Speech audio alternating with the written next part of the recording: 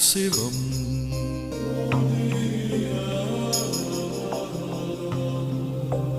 நீ நான் சிவம்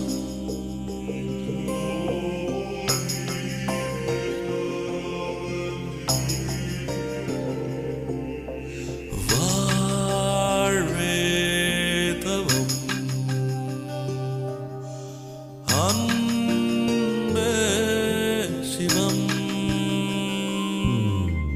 ஆத்திகம் பேசும் அடியார்க்கெல்லாம் சிவமே